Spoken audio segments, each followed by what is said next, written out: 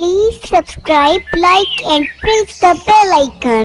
जैसे कि आप लोगों ने इस कहानी के पहले भाग में देखा था कि कैसे चील ने मीनू चिड़िया को मारकर खा लिया था, जिसके कारण मानो चिड़ा अपनी बेटी चिंकी चिड़िया का ध्यान नहीं रख पाता था। अब मानो चिड़े ने अपनी दूसरी शादी कर ली होती है। अब आगे की कहानी देखिए। अब मानो चिड़ा कोमल चिड़िया और उसकी बेटी सोनी चिड़िया को अपने घोंसले में ले आता है। कोमल चिड़िया, ये मेरी बेटी चिंकी चिड़िया है। आज से तो मैं अपनी सोनी चिड़िया के साथ साथ मेरी चिंकी चिड़िया का भी ध्यान रखना होगा। हाँ मानो चिड़ी, मैं सोनी चिड़िया की तरह चिंकी चिड़िया का भी ध्यान रखा करूँगी। चलो कोमल चिड़िया, सबको भूख लगी होगी, मैं जाता हूँ भोजन जमा करने के लिए। ये कहकर मानो चिड़ा भोजन जमा करने के लिए चला जाता है। कुछ ही देर बाद एक बुलबुल कोमल चिड़िया के पास आती है और कोमल चिड़िया से कहती है, कोमल चिड़िया, तुम्हारा पति मानो चिड़ा एक हादसे में मर गया है। मैं अभी देख कर आ रही हूँ। क्या ये तुम क्या कह रही हो बुलबुल? मानो चिड़ा कैसे मर सकता है? वे तो अभी थोड़ी देर पहले भोजन जमा करने गया था। हाँ कोमल चिड़िया, मानो चिड़ा पहाड़ी इलाके में भोजन जमा कर रहा था कि अचानक पहाड़ की चोटी से एक बड़ा सा पत्थर आकर मानो चिड़े को लग गया, जिसके कारण मानो चिड़े की मृत्यु हो गई है। ये बात सुनकर कोमल चिड़िया बहुत रोती है और बहुत उदास हो जाती है। अब चिंकी चिड़िया बिल्कुल अकेली पड़ गई थी। चिंकी चिड़िया की सौतेली माँ कोमल चिड़िया चिंकी चिड़िया का बिल्कुल भी ध्यान नहीं रखती थी। कोमल चिड़िया दिन भर में जितना भी भोजन जमा करती, उसमें से एक आध दाना ही वे चिंकी चिड़िया को खिला देती। बाकी सारा भोजन वे खुद खाती और अपनी बेटी सोनी चिड़िया को खिलाती। फिर ऐसे ही कुछ समय बीत जाता है। अब चिंकी चिड़िया और सोनी चिड़िया काफी बड़ी हो चुकी थी। कोमल चिड़िया कभी भी चिंकी चिड़िया से अच्छे से बात नहीं करती थी, क्योंकि कोमल चिड़िया चिंकी चिड़िया की सौतेली माँ जो थी। और तो और कोमल चिड़िया की बेटी सोनी चिड़िया वे तो किसी का भी लिहाज नहीं करती थी और वे जबान की काफी तेज थी। लेकिन फिर भी कोमल चिड़िया की आंखों का तारा उसकी बेटी सोनी चिड़िया ही थी। कोमल चिड़िया हर समय चिंकी चिड़िया को डांटने का कोई न कोई मौका तलाशी करती रहती थी, जब तक कि कोमल चिड़िया चिंकी चिड़िया को डांट न ले, जब तक कि कोमल चिड़िया का खाना हजम नहीं होता था। अरे ये क्या, बस हर समय तुम बैठी ही रहती हो? क्या तुम्हें पता नहीं कि बारिश का समय आने ही वाला है और तुम बैठी ही रहती हो? तुमने अभी तक घोंसले बनाने के लिए तिनके भी नहीं जमा किए हैं। जाओ जाके तिनके जमा करो। ठीक है मम्मा, मैं तिनके जमा करने के लिए जा रही हूँ। आप सोनी चिड़िया को भी मेरे साथ भेज दें। हम दोनों बहनें मिलकर जल्दी जल्दी तिनके जमा कर लेंगे। तुम पागल तो नहीं हो गई हो चिंकी चिड़िया? मेरी बेटी इतनी नाजुक सी है, वे ये सब काम नहीं कर सकती है। तुम्हें जितना बोला है तुम उतना करो, ज्यादा मुझे भाषण मत दो। चिंकी चिड़िया तिनके जमा करने के लिए चली जाती है और सोनी चिड़िया तो आराम से अपने घोंसले में बैठी हुई होती है। मम्मी, हमारे पास इतना सारा भोजन है इस पोटली में, तो तुम भोजन रोजाना क्यों जमा करती हो? बेटा, इस पोटली में जितना भी भोजन है ये मैंने तेरे जहेज के लिए रखा है। जब तेरी शादी होगी तो मैं ये सारा भोजन तुझे जहेज में दूंगी। पर मम्मी, मुझे अभी शादी नहीं करनी है। मैं तो अभी खूब मजे करना चाहती हूँ। खूब घूमूंगी, खूब फिरूंगी, खूब मजे करना चाहती हूँ मैं अभी। एक काम करो, तुम उस चिंकी चिड़िया की शादी करा दो। मैं तो अभी शादी करने वाली नहीं हूँ। अरे हटाओ उस चिंकी चिड़िया को। अगर मैंने उसकी शादी करा दी ना, तो मुझे जहेज में उसको भी एक पोटली भरकर भोजन देना पड़ेगा। और ये भोजन तो मैंने तेरे जहेज के लिए जमा किया है, तो मैं उस नाक बेटी चिंकी चिड़िया को ये भोजन क्यों दूं? मैंने कह दिया सो कह दिया। मैं शादी नहीं करूँगी मतलब नहीं करूँगी, तुम जो भी बोलो। सोनी चिड़िया जबान की बहुत तेज थी।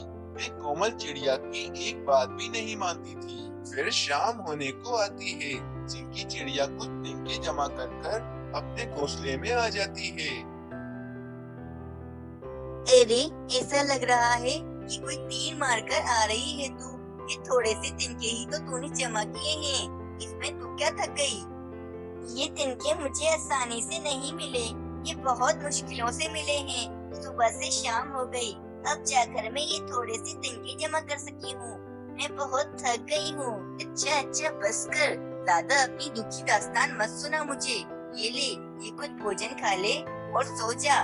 वैसे भी तुझे कल सुबह जल्दी उठना है और दोबारा से तिनके जमा करने जाना है। पर हाँ, कल मैं अकेले तिनके जमा करने नहीं जाने वाली हूँ। कल मेरे साथ ये सोनी चिड़िया भी जाएगी। ओ चिंकी चिड़िया, मैं कोई तुम्हारे साथ तिनके जमा करने नहीं आने वाली हूँ। ये सब काम तुम्हारा है।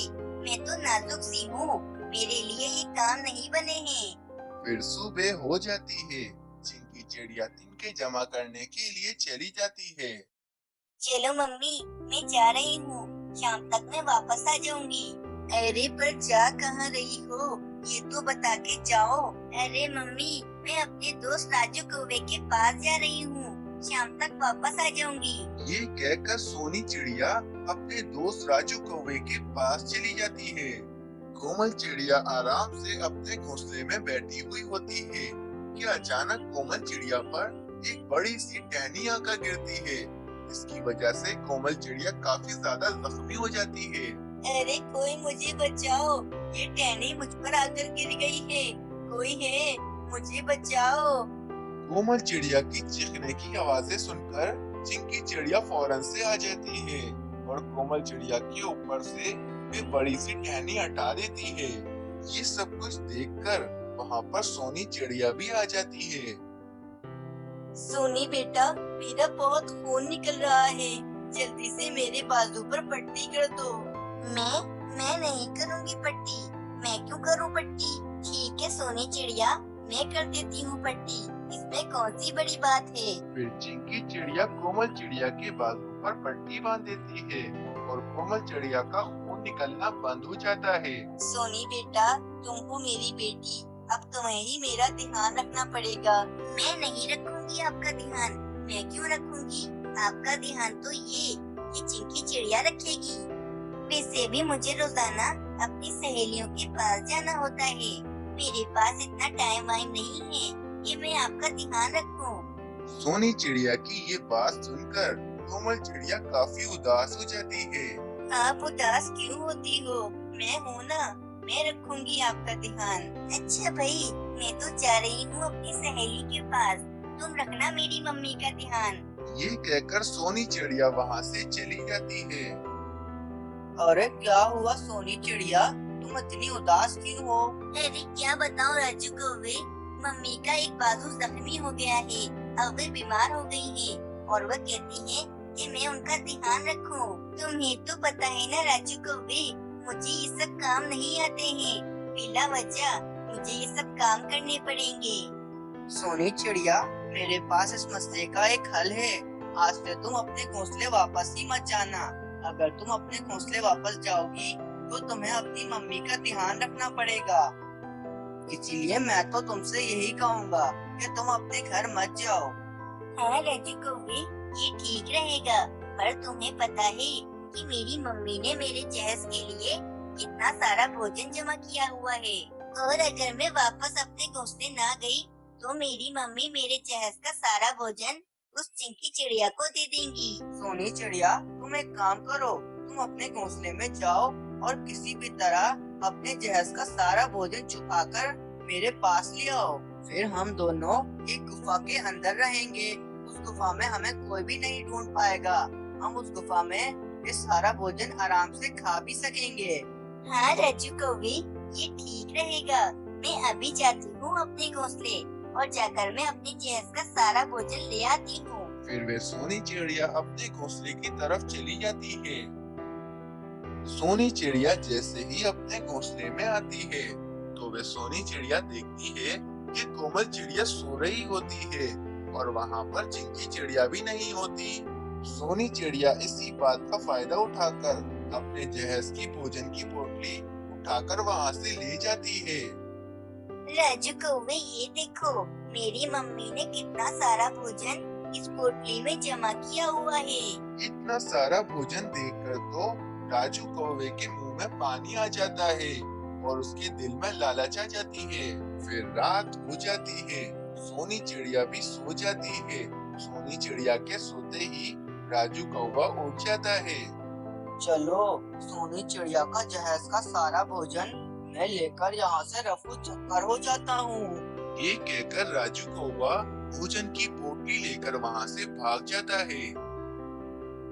फिर सुबह होने पर जब सोनी चिड़िया उठती है तो वे देखती है कि ना तो वहाँ पर राजू कौवा होता है और ना ही उसके जहेज की पोटली वहाँ पर होती है। लगता है राजू कौवे ने मुझे धोखा दिया है। ये मेरे जहेज की पोटली लेकर यहाँ से भाग गया है। अब मैं क्या करूँगी? अब तो मैं वापस अपने घोंसले भी नहीं जा सकती हूँ। अब मैं क्या करूँगी? इस तरह उस सोनी चिड़िया को अपने गुरूर की सजा मिल जाती है और वहीं वे चिंकी चिड़िया कोमल चिड़िया का खूब ध्यान रखती है। इसकी वजह से कोमल चिड़िया का बाजू ठीक हो गया होता है। चिंकी चिड़िया, मुझे माफ कर दो। मैंने तुम्हारे साथ बहुत गलत किया है।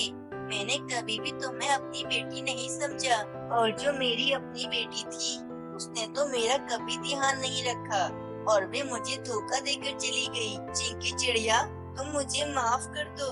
इस तरह उस कोमल चिड़िया को अपने किए की सजा मिल जाती है। इस कहानी से हमें ये प्रेरणा मिलती है कि हमें कभी भी किसी को नीचा और कमतर नहीं समझना चाहिए। तो दोस्तों, कैसी लगी आप लोगों को ये कहानी? हमें कमेंट कर जरूर बताएं।